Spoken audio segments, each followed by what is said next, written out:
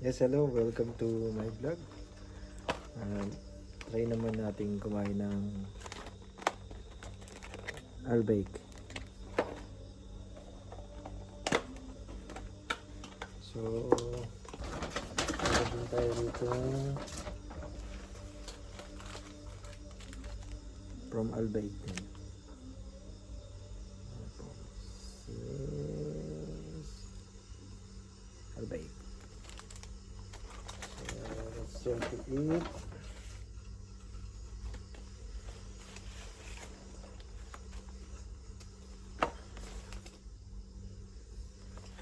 Let's try the spicy. So, ano to? Nakasil sa amin. 5 dirhams isa. So, chicken.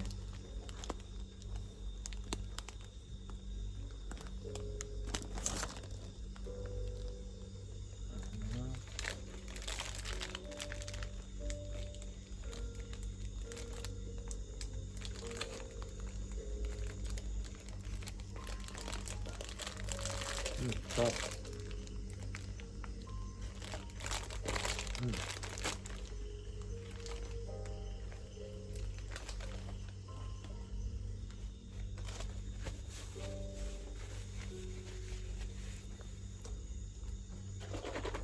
Laban up. Yakult dito sa Dubai. Laban up Yakult sa Dubai.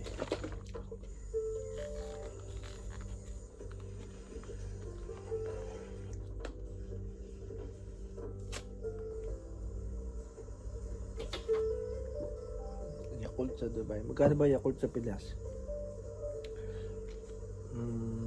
Kasi if ko-convert natin to, siguro 1 dirham. So 15 pesos. 15 pesos siya. So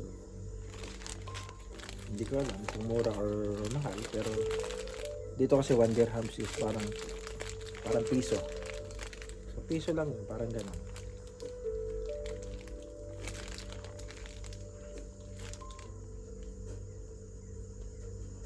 So siyempre,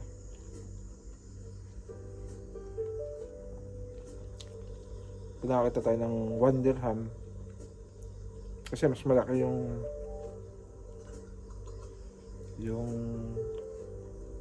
palitan ng dirham kaysa sa peso, which is parang 15, lumabot na ng 16. So let's say 15 na lang.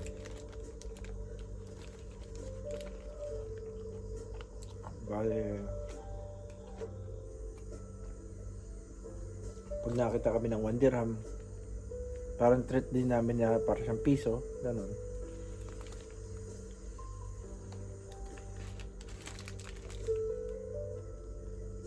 So minsan parang mura na, parang ganun.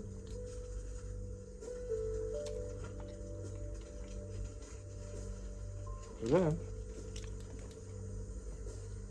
Pero pag nasa Pilipinas ka, 15 pesos, parang medyo mabigat pakawalan, medyo mabigat iwan, something like that. I don't know. Dito yung 1 dirham parang piso. Kasi parang piso mo siya i-treat.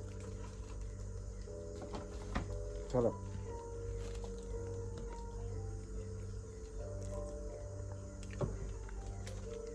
Try naman natin yung para sa shawarma.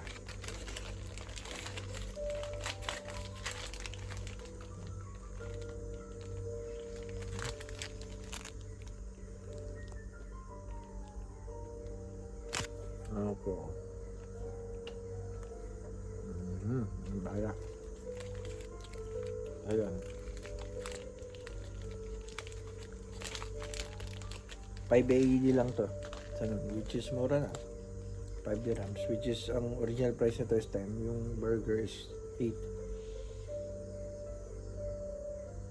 Tapos ito 50% off yun. 48 or 38%, sorry. So, galing na, parang 5 pesos. Pero hindi, ano yan, pag kinonvert mo, less than, so yung burger parang kung sa 15, 15, 30, 60, 75, 75 pesos. Pero dito para 5 AED lang. Diba?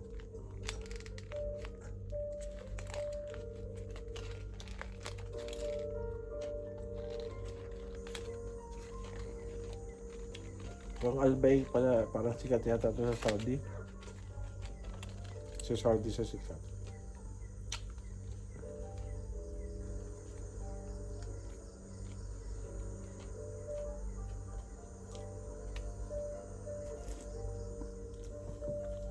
Hindi ko alam kung na-try ko na ba yung chicken dito. Pero alam ko nung huling order ko same din. Mga sandwiches lang. Pero kasi pag in-order mo naman yung chicken meal nila, tinapay din naman yung kasama ng alam ko. So, okay, ito rin. Siguro, ganito rin din. Prepare lang nila as burger. Hindi as meal.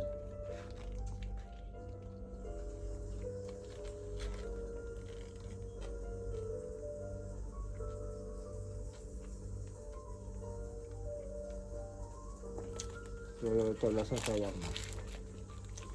May french fries din siya. Kaya nyo talaga mag-focus. Mm-hmm.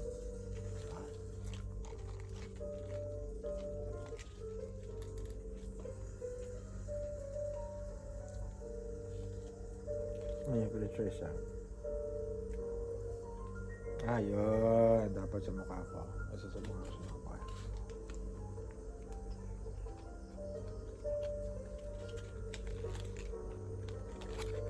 So, meron siyang cucumber which is masarap.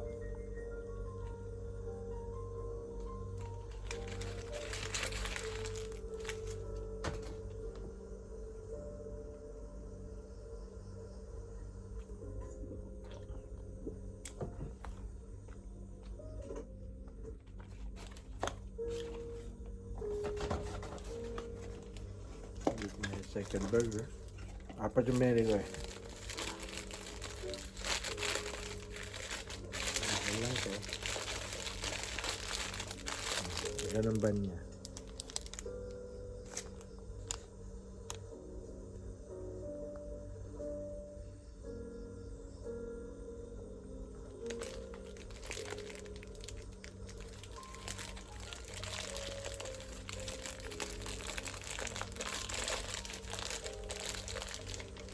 Mas bagay siya dito. Mas bagay itong combination.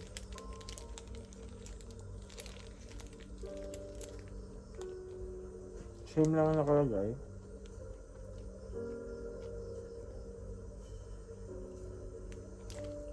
Wala lang siyang french fries. Saka ang tinapay niya parang pandesal something. Parang may lang pandesal sa bun ng talagang burger. Tapos ito, tinapay ng shawarma plus french fries. Yun lang, yung total lang. So, malaking epekto rin talaga yung tinapay.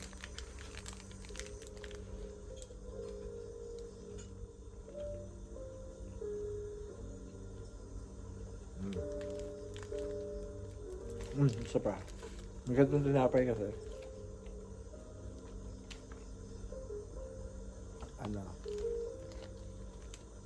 Kahit anong iterno mo, malasa na yung iterno mo. So, sabi mo ng simple peanut butter, margarine, mayonnaise. Lasang-lasa mo na. Kumbaga. Sausaw mo lang sa kape. Pag kinain mo, lasang-lasa na.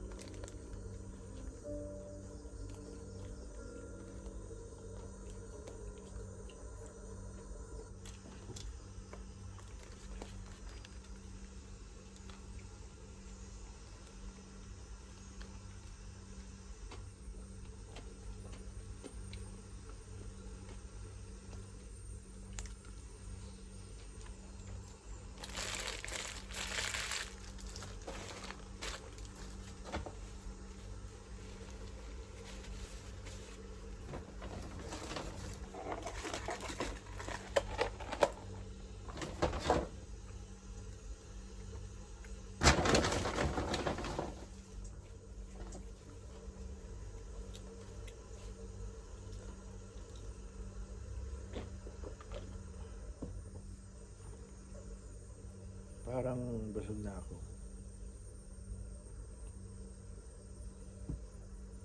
Parang busog pa ako na dito. No? Kainin ko na to. Hindi na to masarap bukas. Ayun na, sasabi ko tinapay na.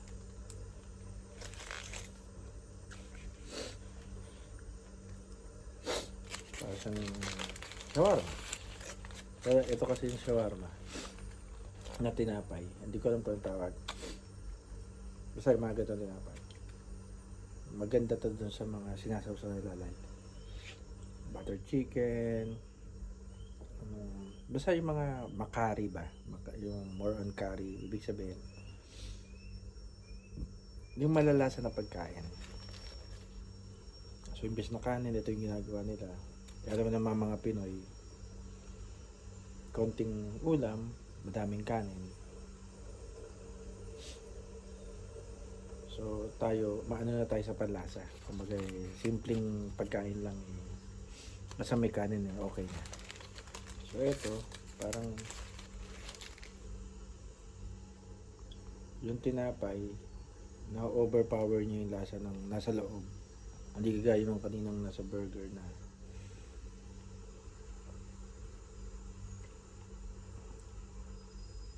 sakto lang.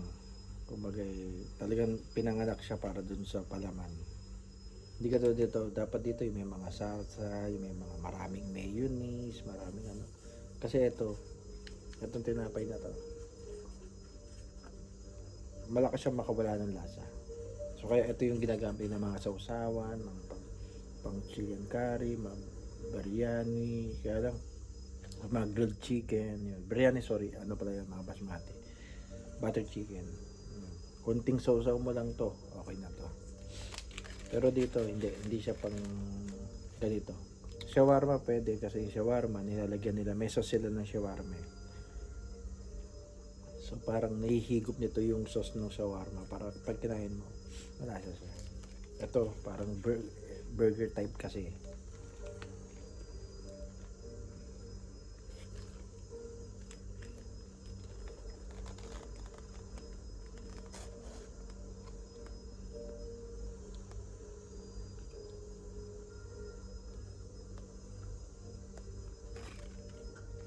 Pag-aaralan ko tong paano siya ma-focus sa nilalapit ko.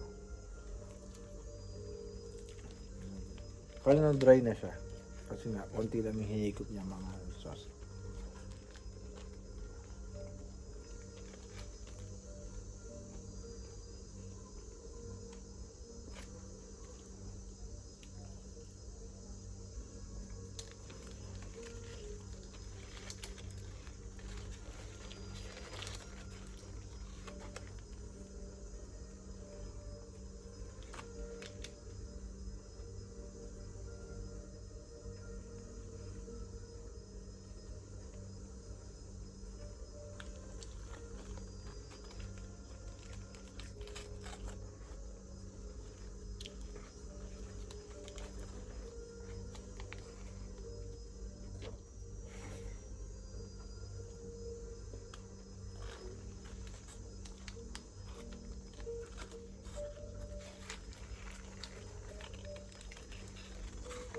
Yung mga french fries. Mga french fries ang kasama.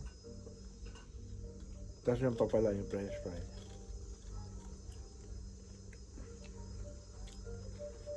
Pero hindi man ganun kalasa ang french fries. Patatas lang yan. Parang yung mga walang lasang nakahalo dito is kinukuha niyo yung lasa ng mismong palaman.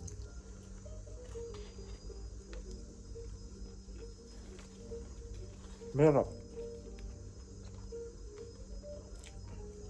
I-explain ko lang kung ano pinagkaiba yung dalawa.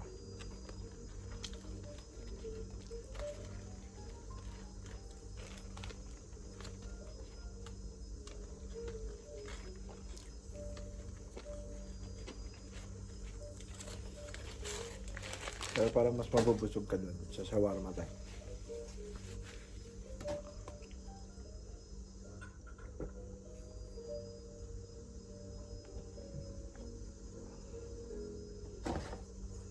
Done. Thank you. Thank you sa pagsama. First ko tong ginawa. Susunod, ayusin ko na. Sipon ako. Spicy siya pero hindi ko ramdam yung spicy. Okay. Saka sa presyo, syempre. Mura siya dito sa Dubai. Sabagay, mura pa rin. Dahil 75 per burger. Excuse me. Not bad. So, sa apat na yun, I spent 20 dirhams.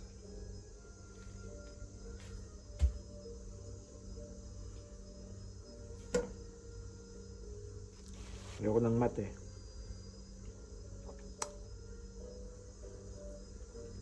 Baka magkamali ako ng kwenta. So, calculator. So, 20 times 15. Gumastos ako ng 300 pesos.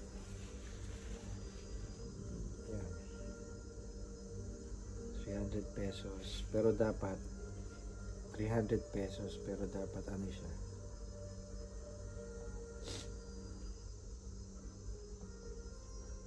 Dapat is 540 siya. 540 for those. Oh, di ba? 540 siya dun sa apat na kinain ko. Original yan, original price. Pero kahit nasa original price dito na 8 dirhams, pwede pa din. Pero pag in-convert ko parang, di ba? Okay. Ganon. Yeah.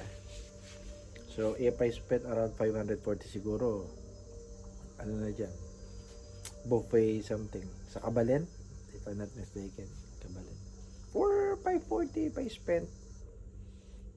Siguro, busog na busog. Siguro, maybe 42. 42 for 540. Tapos kain ka sa Aegis Burger. Siguro. So, pero hindi, well-known naman kasi to. Al-Baik is a well-known. Hindi ko alam kung fast food chain siya or restaurant siya ng Saudi. Then, nag-ano sila rito sa Dubai. So, yeah. Anyway, yung chicken niya, hindi siya Chicken Joy thingy taste. Arabic taste siya. So, siguro kaya sinasabi ko na iba pa rin yung Aegis Burger kasi siyempre may pork yata yun if I'm mistaken din. So yun, hanggang sa ulit ulitin ko lang yung vlog pag ulitin ko na lang improve ko to, ano lang to dito nilagay ko lang yung phone dyan, nilagay ko sa video, then nilagay ko sa ganon, salita lang ako, kahit yung pagsasalita ko diretso lang. Kung may mali man, huwag mo na punahin. Mas maganda maraming haters kasi pag maraming haters daw, mas madami raw manonood. So, ayun lang. Yan. Kung saan ako nakatira, kung ano yung tsura ng bahay, kung ano yung tsura ng kwarto ko. Nasa partition lang ako. Kapartition ko is my relative. So, yan. So, pag ano, lagay ko rin ng medyo konting room tour. Half room tour. Yan. Yun na. So, it's 19 minutes. Sinayin ko yung 19 minutes ng buhay nyo. Pero gagawin ko tong nice idea. So, ang gagawin ko siguro is 20 minutes. So, 20 minutes stop. Yan, kasi 19 and 34 seconds.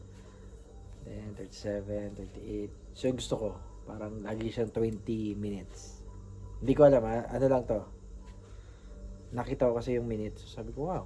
So, edi, lahat na ng video ko, sasakto ko siya ng 20 minutes. So, yun. Hanggang sa muli, 20 minutes na, stop ko siya. Bye.